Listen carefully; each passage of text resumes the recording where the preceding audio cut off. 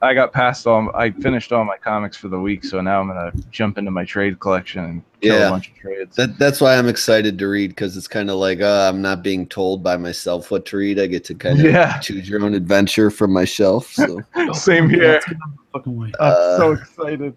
I think I'm all gonna right, read. here we go. I think I'm gonna do Spider-Man 2. I'll just knock it out.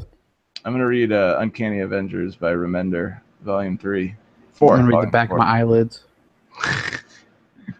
Work in the morning. All right, we are back.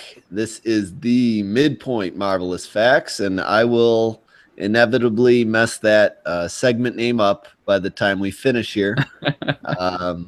But for now, Carl's going to take over. He's going to give you some inside info on Crime Master, and then we're going to transition to Jane Foster before we continue on to book section number 2. Alrighty, so for Crime Master, his first appearance was in Amazing Spider-Man number 26 in July of 1965. He was created by Stan Lee and Steve Ditko. What did you find for facts? Because I got shit.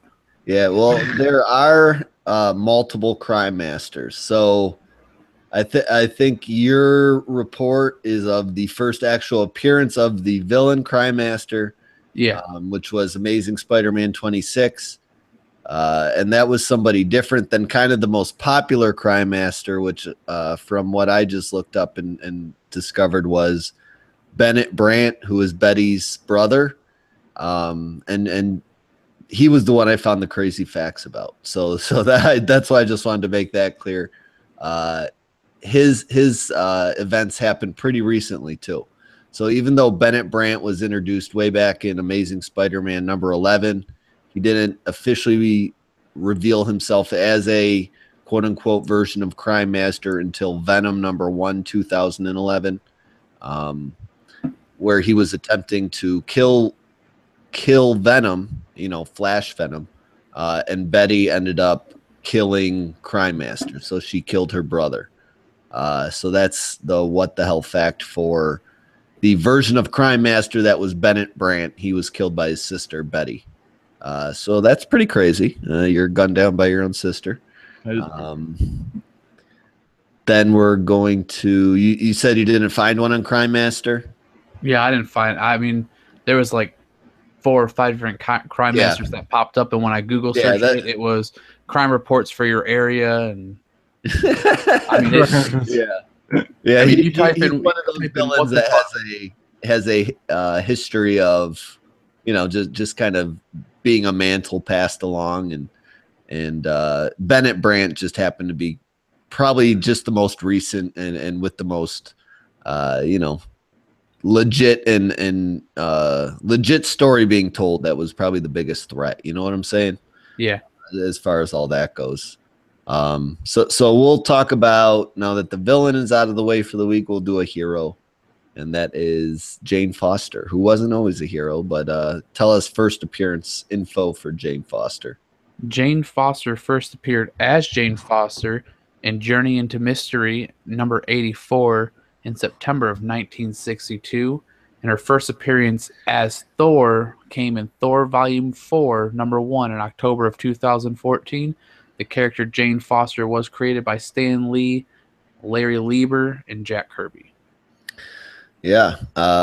You got any crazy facts for Jane? No. It's with she being a main character in the Thor movies as, Thor's girlfriend. Mm-hmm. Everything that I popped up was all movie facts about Jane Foster, and I hate bringing those into the... Yeah. In one of her early stories, she did have some sort of like Asgardian powers. I didn't really get too in depth about those. I wanted to find something a little more recent. Some of that old Thor canon can be pretty crazy. You know what I'm saying? Yeah. But more relevant, event wise, in the first Civil War, she was Team Cap, and her and Night Nurse provided medical assistance to Cap's team. Oh yeah, I remember that. Throughout the Civil War event, so that was pretty crazy. Like, she was Team Cap because Iron Man was quote unquote claiming Thor was on his side, even though it was a robot Thor for the most part. And Thor, was he dead at that point, or he was just avoiding the conflict off Earth? He was dead. He was dead. He dead? Yeah. He was dead. Odinson was charging back up, so to speak. Cloned him. Reed Richards and Hank Pym cloned him and made like a cybernetic, like a cyborg clone of friggin' Odinson. And he's the one that killed Giant Man. Goliath, he friggin' put a lightning bolt through Goliath's chest. That was pretty insane. That was the best part of the whole book. Next to the whole Spider-Man, Iron Man thing. Yeah. So, that's all that. I mean, go ahead, man. Sorry. I was gonna say if I didn't know if anybody was gonna bring it up, but for anybody who's listening who doesn't know about Jane Foster, she has cancer, and whenever she becomes Thor, it keeps her alive. So every time she drops the hammer and becomes human again, it kills her faster and faster. Thor kills her faster and faster. Being Thor kills her faster and faster because the way that you described because it gets rid of her chemo, like the chemo treatments and all the medicine she ingests and takes to get rid of the cancer gets expelled when she becomes Thor. So when she goes back, she doesn't have it to fight her cancer. Yep. Well, she just should never put down the hammer. Yeah. Never have that issue. Yeah. So that's how that's all working out. So that's also pretty crazy. And that's really not a resolved thing. And supposedly with Legacy and this Death of Thor stuff coming up, we'll see what happens with all that. As that looks like it's coming to possibly a conclusion. Who knows? But with all that being said, we're going to move on to book section number 2. Trevitt is going to take it away here as we hit the IVX section. The only one that is not a one-shot or a mini-series that we're covering this week, and that is all new Wolverine number 22. Yes, take it from here, Trev. All right, this starts off a new arc. It does follow the story from the previous arc, but luckily that doesn't matter here today. So the solicits, we got writer. Well, first I'm going to do writer of Tom Taylor, artist of Leonard Kirk, inkers Leonard Kirk and Corey Hampshire, color artists Michael Garland and Eric. Oh boy, Arseniga, something like that. Arseniga, I like Arseniga better. Arseniga, and letterer VC's Joe Sabanino, and the cover by Lionel Francis Yu, which was a pretty beautiful cover, I have to say. Yeah, it was a cool cover. So the solicit is Wolverine in space. Following the events of Immune, Wolverine teams up with the Guardians of the Galaxy to hunt for answers about the devastating events that unfolded on Roosevelt Island. How did that alien child know who Laura Kinney was? Where did she come from? Wolverine has no idea what she's gotten into. So I'll give you like a brief little history. In the last arc, an alien showed up out of nowhere and was looking for Laura. And this crazy outbreak of an alien disease happened on Roosevelt Island, but for some reason it was attracted to people with healing factors. So someone with a healing factor could take the disease from like humans and take it into themselves and, heal from it. So Laura was just healing everybody. And then Dakin was healing everybody. Gabby, Deadpool showed up. Like everybody with healing factors just started showing up to help. Peter Parker, all these other scientists, Beast, were with S.H.I.E.L.D. working together to like help eradicate the disease. And Laura went a little too far and couldn't like stop herself from just healing as many people as she could. And it overwhelmed her. And she turned into like a fucking skeleton. And that's why she's in the hospital in the beginning of this issue.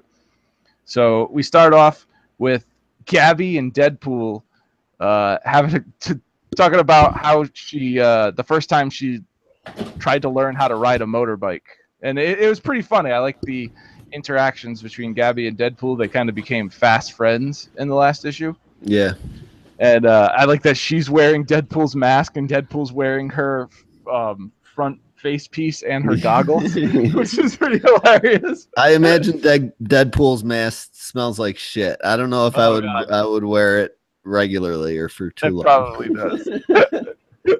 When they first met, I forget, they bonded over their scars because Deadpool was talking about the scars on his face, and she was like, "I have scars on my face." It was pretty cool. Tom Taylor knows how to write a comic, so yeah, he does a good job.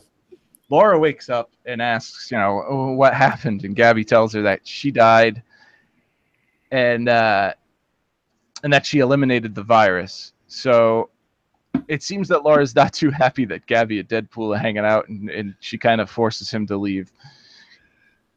But I hate how they draw Deadpool, and it happens a lot. It's not just this artist. the eyes. With no pupils. It just freaks the hell out of me. Like I don't know. I can't. It's like all I look at in the panel. You know what I'm saying? Yeah, Like it just has my focus. It is thrown off. They make his eyes like his eyes should be in the mask, and is that how it? I don't really read a lot of Deadpool. I don't know either. I wish somebody email us, and if you're a Deadpool reader, tell us what the deal with him having no goddamn pupils is, because it freaks the fuck out of me. Yeah, and I don't read enough Deadpool to know if he does or if he doesn't. He was funny, and he was. Oh, go ahead. What are you gonna say? No, I read like when All New All Different started. I probably read the first 30. No, well, not 30. I would say the first 20 issues of Deadpool, and like it's not covered in there. So, does he ever take that mask off? Like I never. I always see him in the mask anytime I ever catch him in a comic book when he's a part of the team. He kind of Spider-Man's it a lot too. Like he just lifts up to his nose. You know what I'm saying? Yeah. That's all I've ever really seen him do for the most part. Yeah, but like the Deadpool thing is he's always kind of got like the Santa loose-fitting top going on, like always hanging off the back. I saw an issue where he in Uncanny Avengers where he takes his mask off because he hangs out with Rogue and they were making out. So she like ended up getting all his scars and he ended up looking like a normal person. Yeah, and he had pupils then. But he looks like a normal dude for a long stretch in Spider-Man Deadpool too, because he starts doing like heroic deeds. So his healing factor like heals his scars. That's weird. They say the only reason his healing factor doesn't, well, basically like he has scars is because he's been doing shitty things his whole life. You know what I'm saying? That's weird. I thought it was because of the cancer. Well, yeah, it probably is because of that, but that's what they said in that book. So, you know, the editor wasn't either caring that day or they were just rolling with it for that story. So, but he's very, very Deadpool in this. And it's pretty funny where he says a lot of funny stuff where he's like, and everyone knows home is where the pelican statue is because she was like, you know, when they're talking about moving the apartment. And because they got a reward for saving the city. They got some. They got the apartment at in Roosevelt Island. They gave them like an awesome apartment. She's like, we can't just take the apartment. He's like, hey, I already moved the stuff and I brought the pelican statue. Yeah. And I love her. He's like, fine, I'll go, but you're keeping the apartment. Then he walks out. Like, that's just hilarious. Those are good. It is a good exchange. It's fun. And then Gabby gives him that gift, and it's she gave Deadpool her middle finger in a box. I love. He's like, what? No, she gave me the finger. She's like, yeah, that was funny. It's so hilarious. She's like, may it insult you forever. And that's I love that was a great 3-page exchange. You don't like that was the last you get of Deadpool in this issue, and it was really great. It was kind of like you could. I hope there's more future like little storylines between Gabby and Deadpool, because Gabby is a surprise hit out of this series. As much as I really do love Laura, Gabby just really shines in this book overall. From like when we first meet her, all the way to she kind of becomes Wolverine's like Laura's daughter almost. I'd say more than a sister, you know. So then I like Gabby. I like the Wolverine too. What's the Wolverine's name? I forget. Jonathan. Jonathan. Yeah. That's hilarious. Jonathan, their pet Wolverine.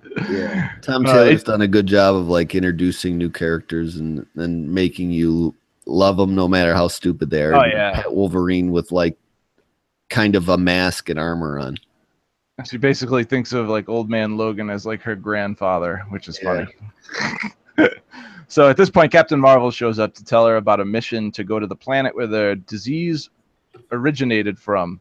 So, you know, Laura should really take some time to lay in the hospital, but she doesn't even. She just rips her needle out and heads over to S.H.I.E.L.D. to the Triskelion, which I thought the Triskelion was like just an Ultimate Universe thing. For some reason, I can't ever recall seeing it or talked about too much in the 616, right? Like, sorry, man. What'd you say real quick? I was I said I've never seen the Triskelion in the 616 universe, right? That was just like an ultimate thing. It came over after Secret Wars. Oh, that's weird. Yeah, that whole section of like New York from the Ultimate Universe kind of like mixed with the New York from the 616 universe. Yeah. Up until now, I read probably about 18 Marvel titles, and up until now, I've never even heard them mention the Triskelion. Yeah, so they brought it over after Secret Wars. So, where am I? Yeah, so she goes over to Shield, and she has this conversation with Nick Fury about the origin of the spacecraft of the alien that brought the disease to Roosevelt Island. She meets up with the Guardians of the Galaxy, which is pretty cool. And Gabby flips out because she's going into space. She's like, I'm going to go get Jonathan. I love his Star Wars. Like, who's Jonathan? She's like, the first Wolverine in space, which is it's just too funny. And Rocket has the Rocket and Jonathan encounter is hilarious. Yeah, right? That's what I was just going to say. Yeah, they start sniffing each other, and he's like, he seems like a good guy. It's just hilarious. So they head off and break out into space. But while they do, on the bottom of the page, while they're heading off in the Milano, there's this character that showed up in the last arc, and he's talking to someone on a comm, and he says, the Wolverine is gone. Our primary target now is Dakin. And for some reason, people are like hunting down Wolverines, like Logan's children. And she was on a mission, and she ran into someone that was in, oh my God, where was it? Where she found all these alien people. I'm blending parts of the issue. That's not the same guy hunting mutants in X-Men Gold, is it? Do you know what I'm talking about? Yeah, the guy in like the black and gray armor. Yeah, no, this is somebody different. He's just specifically hunting people with Wolverine history and healing factors. Kids. Gotcha. So I guess we'll touch on that more later, because it seems to be like an underlying story that's been going out through like the past 5 or 6 issues. I don't know, maybe further. I've read I have a gap in my all new Wolverine history that is about 5 issues, which is the Enemy of the State 2. It's the only thing I haven't read. So maybe they showed up there. Not sure. This is a good series. I'll have to catch up on this too. I like this a lot. It really is.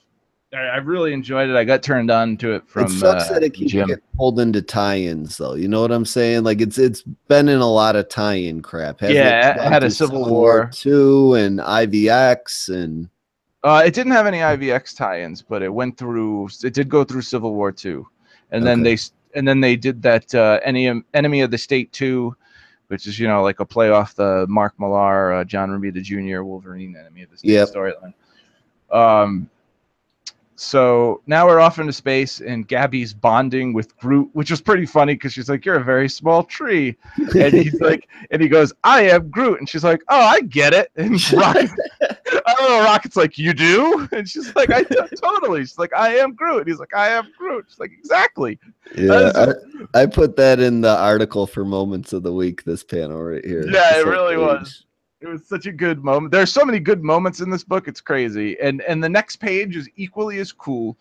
We get the conversation between, oh God, I'm looking at my bullet points here. Yeah, we get the cool 6-page convo between Laura and Peter. And the panels are great with a good range of facial expressions from Leonard Kirk and background happenings. While they're having this conversation, there's this whole thing going on with Jonathan trying to eat Groot and Gabby scolding Jonathan and then like picking up, and then Groot's riding Jonathan like a horse. It's friggin' hilarious. And you get all that in the background, and Gabby's facial expressions are great. Like you could totally see like everything that's going on from her scolding him just from the faces. Like Leonard Kirk does a great job through this. And you get that double time because you get the conversation between Peeta and Laura, and it's completely like played out, like not just through the dialogue but also through the facial expressions. If you look at these panels, every single panel, Laura has a different expression on her face, and so does Peeta, and it's just great. It's a good page. It's a really good page, and they're just catching up about where they've been, what they've doing. If she's you start asking her, have you made any enemies outworld? Why was this alien coming to the planet and looking for you? And then after that conversation, we start to head into the world of where that alien came from. So they get down to the planet, and there's just like a bunch of destroyed ships everywhere. And right off the bat, you know, I guess it's because there were no communications. They tried hailing the planet. They did read some life forms, and when they get there, there's just destroyed ships everywhere. And Rocket's like, I guess that's why there's no communication. Yeah. So they get out of the, you know, they're getting ready to get out of the ship, and Gabby wants to go with them, and Laura's, you know, she's very protective of Gabby, so she's like, you're not coming, you got to stay on the ship, someone's got to watch Jonathan, we can't leave a friggin' pet Wolverine on the ship to roam by itself, that's just insanity. So Gabby agrees to stay behind, and the Guardians and Laura head off to the city, which is surrounded by a giant dome. And they get there, and they're greeted by 2 security guards for the city, you know, men on the tower, so to speak. And Laura explains to him that, you know, the child came from her planet seeking her out, and she was carrying a virus, and they seem to know who the child is. But, you know, Laura informs them that she did make it to Earth, but she didn't survive. She ended up dying. It was too late for Laura to help her before, you know, by the time she got there. And then all of a sudden, out of nowhere, the cannons on the wall, the defense turrets, just start blasting everywhere. And they think that it's blasting at them at first. And then they look behind them, and it's the Brood, which I believe it or not is from, I think, an old X-Men story, right? Yeah, they're old X-Men villains for sure. Yeah. And they just attacking, and the turrets are blasting, and they attack. You know, Wolverine slicing through them. Gabby comes out to the ship and sees it, and you know, Groot hits the button to close the door, and before the door closes, one of the Brood grabs Gabby out of the ship.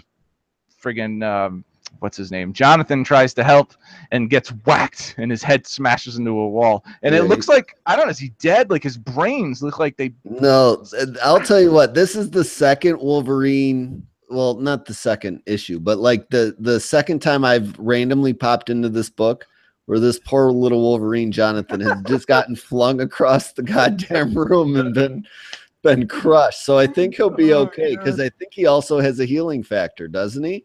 I'm not too sure about Jonathan. Last time he got fucked up last issue I read too, and he ended up pulling through, and it was a lot worse than just banging his head against the wall. All right, so Jonathan's just split his head open. Then. Yeah, I guarantee it's blood, but I think he's gonna be okay, because I think he's got some healing thing going on, if I'm not mistaken. Don't quote me on that. But Groot doesn't know that. Baby Groot sure as hell doesn't know that. No, Baby Groot looks shocked, and he runs over to help him. He's I am Grooting him. And then Gabby just loses her shit and jumps out of the ship and starts attacking the Brood, but she gets overpowered, and friggin' what the hell's his name? Drax. Why can't I think? Drax. Yeah, Drax grabs Laura, and they just run into the city, into the dome, and the last thing we see is Gabby just getting engulfed by tons of Brood. Like they're just jumping on top of her and pulling her down. Yeah, they're like swarming bad guys. They just outnumber you. They're not very, you know, powerful or strong, but you know, all together they're overpowering her. But she'll be. I don't know if you got to that point of Old Man Logan though. Like the issue Old Man Logan was in space checking out something for SHIELD or somebody, one of their space stations. Yeah, no, I still haven't. It was a Brood issue. I still haven't gotten too deep into Old Man Logan yet. Yeah, that was a pretty cool Brood issue too. Like that's where they've popped up recently. They're always kind of just hovering around in space somewhere, ready to touch down to Earth and just swarm, but never had much success. Usually, they were used a lot in the '90s, and you know before then too. But and then I think it was like a Byrne run on X-Men, a Claremont and Byrne run. I think the Brood story took place.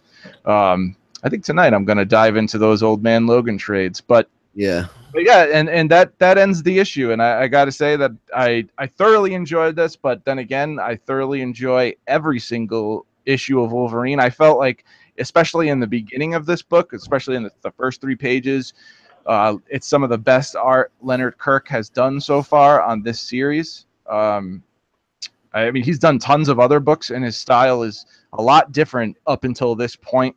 The inks and the lines seem a little thicker than they normally are. I think maybe it's because it's a different inker than is usually than he usually uses. But he's done tons of books from Batman to New Avengers to everything.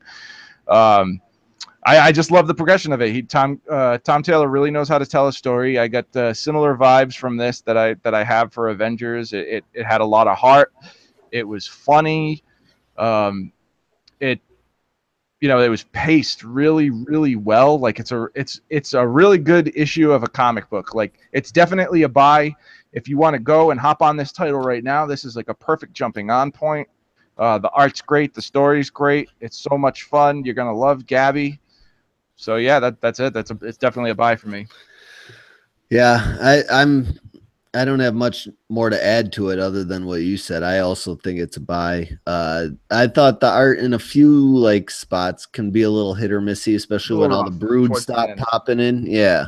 But overall it's just a well done package, and I love the overall story. I think it's a perfect jumping on point. Like you don't got to be afraid of the number 22. It's not an issue that between the quick summary in the beginning and the first 2 or 3 pages with Deadpool, like you catch up quick and you don't feel like you've missed out on anything. I think it's a cool little crossover adventure into space with the Guardians. Not that it crosses over with their book. It's just, they're in it as guest stars and, verse the Brood, which is, a villain you don't see all the time. I'm pretty much in on at least this. It's a 3-part arc, they say in the beginning. So a 3-part story, I'm in for that. How, it's not a huge investment. And if it's something you enjoy enough, it's a book you can keep picking up.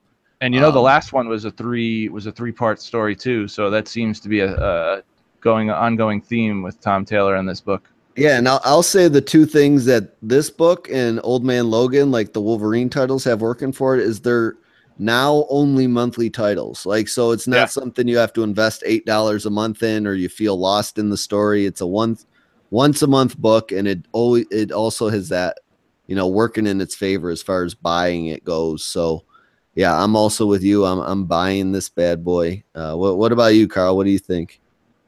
Well, being that person who would be jumping on 22 issues into the storyline, it is an amazing jumping on point. Yeah, I agree. I was every time we get these books that are high numbers for someone who I haven't read any of what's going on, was hard for me. Past have had struggles. This was perfect. Tom Taylor does an amazing job with the story. I found myself laughing the first 3 pages, and then when Rocket meets Jonathan, I found myself laughing again. This was a perfect setup book. Bye.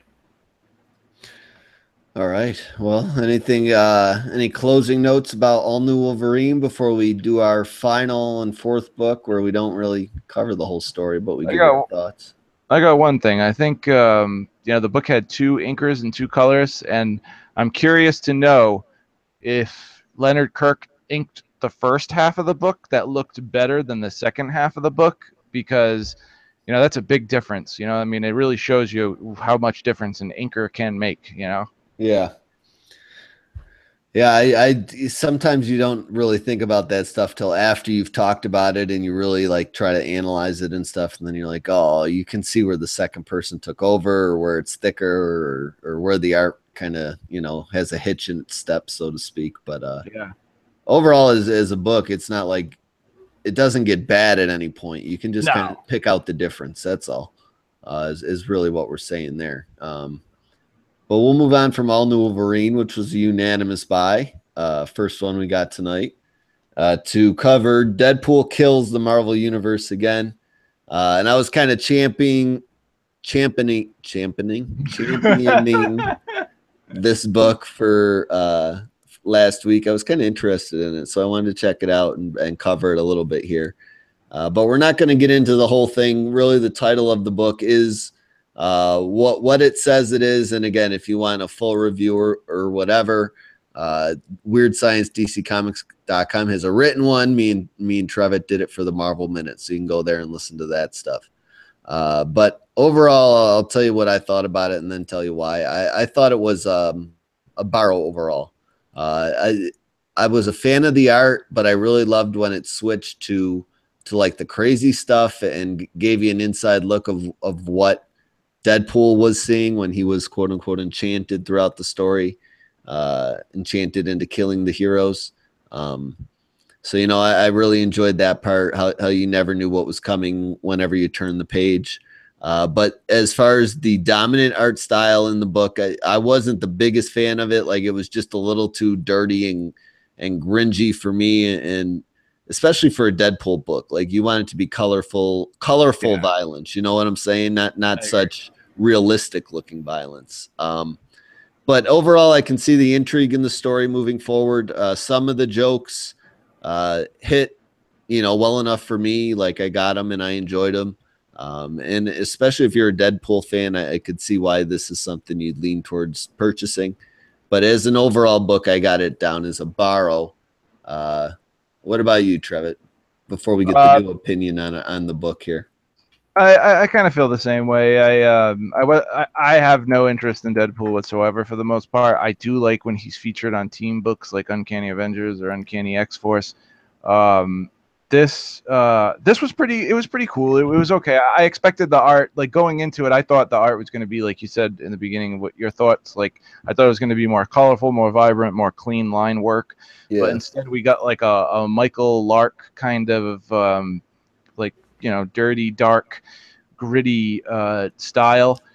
It was funny. It had its moments. I liked the little tripping thing that he went on, like when he was seeing the genetically modified anti-uncanny Avengers. That was the best part. That was the best part. And also the part with the pulpy art, like you were talking about earlier, when he fights all the gods and he's wearing the toga and he's like, this party is strictly poop free, which was kind of funny. Right?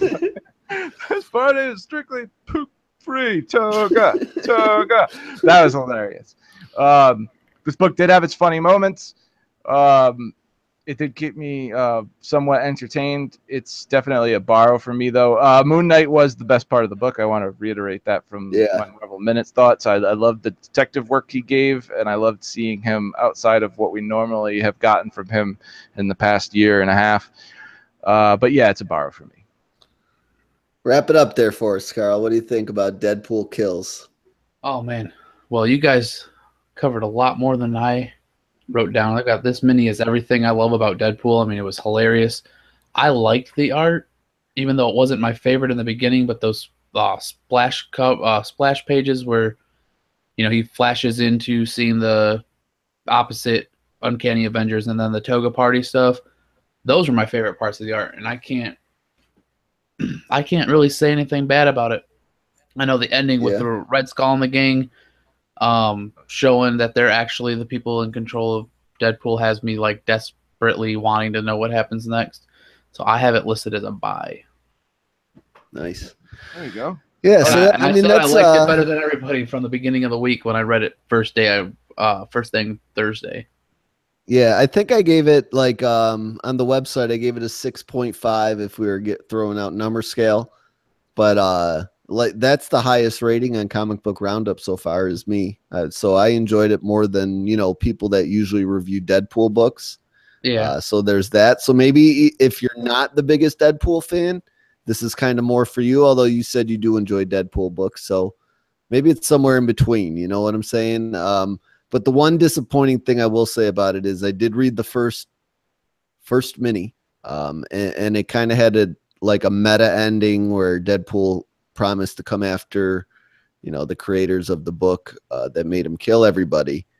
And that would have been a sweet follow-up, you know, to pick up those pieces. And it's kind of sad that's not what's happening here. And I wonder if that's why I got such bad scores on Comic Book Roundup. Yeah, I think that was a lot of people's beef with it. I really do. So, you Makes know, sense.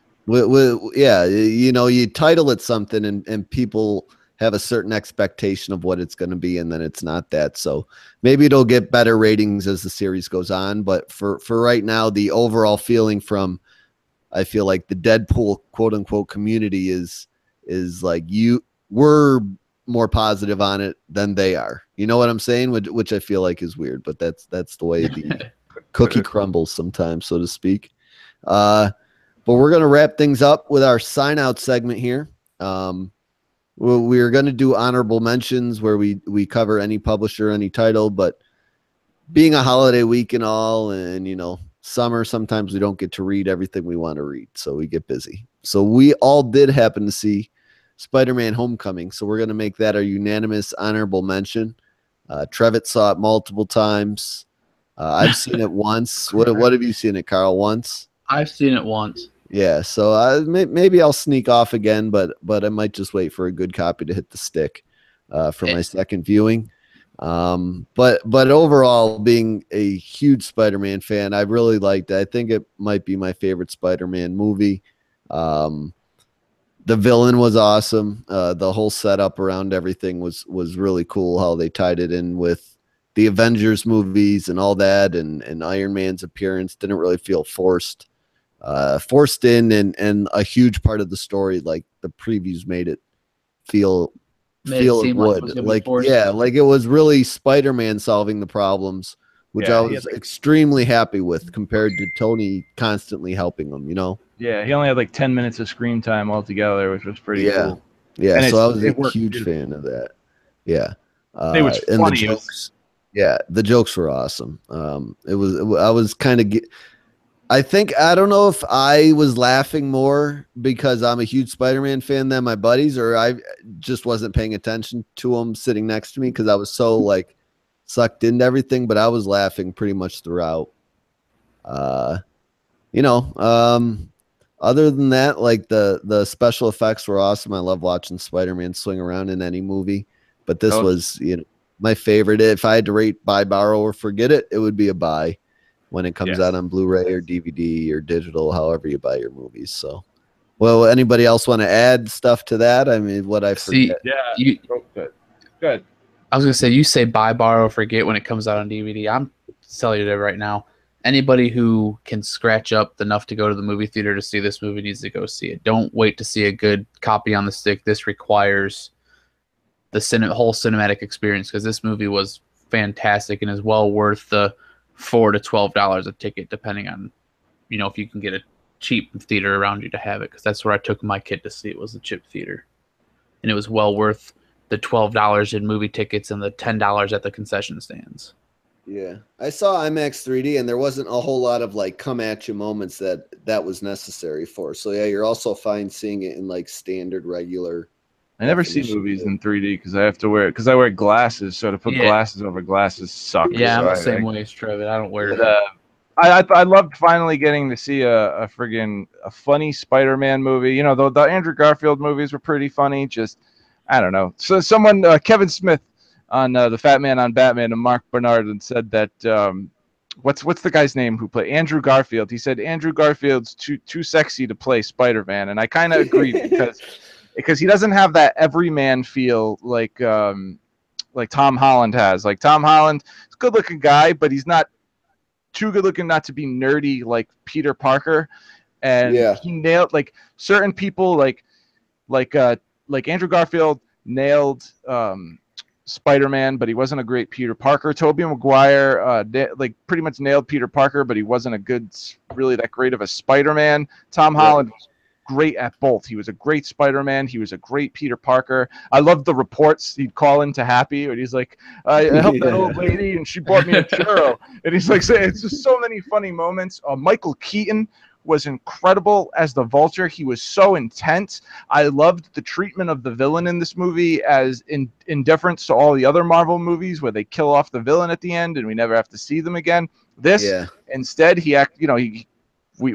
spoilers. I'm not going to even say it, but this, we know we might get to see the Vulture again. We got to see the Shocker. We got to see the Scorpion before he's the Scorpion. Yeah. I had a feeling Danny Glover was Miles's uncle. Donald Glover was Miles' uncle. My brother pointed that out to me. I didn't even realize it. My brother in the movie theater, he's like, "That's Miles' uncle," and I was like, "Oh my God, his Uncle Aaron!" I didn't even think about that. Yeah. There's so many cool moments. I love the PSAs by Captain America. Yeah, the PSAs by Captain America. I loved Ned Leeds. He was great. The guy in the chair, like that whole. I want to be your guy in the chair. That was freaking hilarious. That movie was so perfect. I like when the chick walks in on him in the library, and she's like, "What are you doing?" Because he's in there during the dance, and he's like, "Porn." Porn. Yeah, that was so fucking funny. The movie was just so good. I love that he's. certain other things that I love so much that I don't want to say because they're complete and total spoilers. Yeah, I don't want to spoil everything. Yeah. Like there was some stuff at the end that made me so excited for Infinity War, and that's all I can. First of all, the I'll say this about the end credits. I was pissed I stayed till the end. Oh, I laughed. Me too. I was laughed. pissed. No, I was totally let down, and I'm like, can we end these end credit shit? Can we just be done with it now? Like now that we're getting fucking meta about it.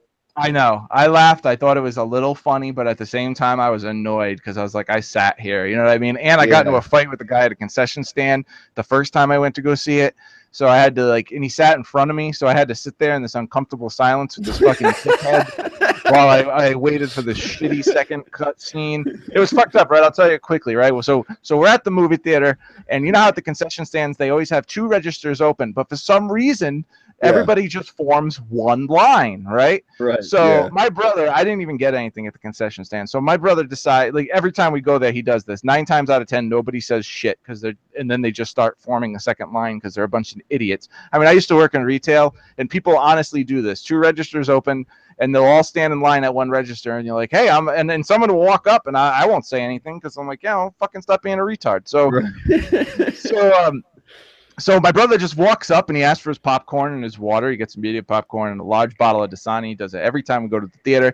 And this guy with like tattoos on his neck, and he's got sleeves. He's got those big fucking earring things that make your ears look like a mutant. The like gauges. The gauges. And he's like, hey, you just cut in line. And my brother's like, there's 2 registers open. There's 2 lines. He's like, it's not my fault. You people don't realize you could break off. And he's like, oh, fuck you and the whore that birthed you. And then, it just it got worse from there.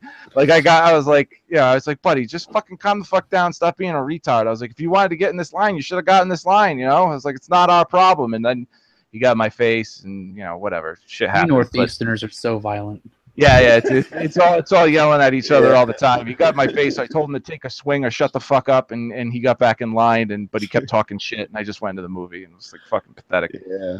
We're testy in the Northeast. It's winter, 9 months a year up here. You gotta fucking give us a break. We get tempers run a little hot up in the East Coast. It's like you're not used to having your blood this warm. That's all. Unless you cross the border, everyone loves everything in Canada, but not in Northeast America. We're buttoned up tight up here. Angry people. But anyway. Yeah. Any closing thoughts on Homecoming? I'm pretty pumped. If they said the sequel's coming immediately after all the Avengers Infinity stuff. So and it's gonna kick off Phase 4, so that's gonna be really cool. Yeah. One thing I do want to say, unrelated to Spider-Man: Homecoming, is I want to change my vote for Avengers to a bye. Yeah, you were saying that. And I do too. Yeah, we were talking about that in between. Yeah, so we had 2 unanimous buys this week. We had All New Wolverine, Avengers number 9. We had a unanimous Forget and Master Plan, number 1, and then a unanimous kind of borrow or buy it, whatever your opinion on Deadpool is. I think you personally know that by now. So if you're not a huge fan, we'd say borrow. If you are a fan, it's a buy from Carl's point of view. So that'll conclude our thoughts this week. Again, if you guys are looking to reach us, Twitter, as always, at MadnessMarvel1. Gmail, as always, marvelmadnesspod@gmail.com. Give us your thoughts. Maybe they're different from ours. If we're neglecting a book you want us to cover, again, that's the spot to do it. Let us know, guys. We respond on Twitter. We respond through email if we get them. Anyway, next week's books, Spider title we're going to cover is going to be Spider-Men 2, number 1. So that's going to be Miles and Peter hanging out together again, fresh off the Spider-Men, just Spider-Men crossover that happened about, I don't know, a few years back at this point. Hero title we're going to cover is going to be what, Carl? Star Wars, Darth Vader number 3. Yes, we're going to throw in our first Star Wars title. Probably one of the more popular in the line, the Darth Vader series. And the second series, renumbered. So not much to catch up on if you want to join us for Darth Vader number 3 next week. And then Trevitt, you're going to cover what for IVX I'm section? gonna cover Old Man Logan number 26. So yeah, pretty strong lineup next week, even though it's only 3 books, because Secret Empire was delayed. So that will be the following week. We'll be back on the 4-book schedule. Thank God.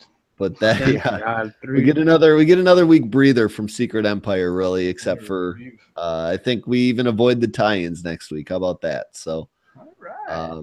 Oh no, Blue. We're coming in real fresh to number 6. So if you don't like number 6, you're really probably not. You're going to want to probably sit out the rest of the ride. You know what I'm saying? Yeah. Such a waste of a good setup. Yeah. Terrible. But we're gonna end this party here, guys. You're looking to get a hold of us. You know how to do it. We mentioned all that already. We're gonna sign out here. Peace out, adios, whatever everybody says, wherever they live, and we'll talk to you next week. Sayonara. Later.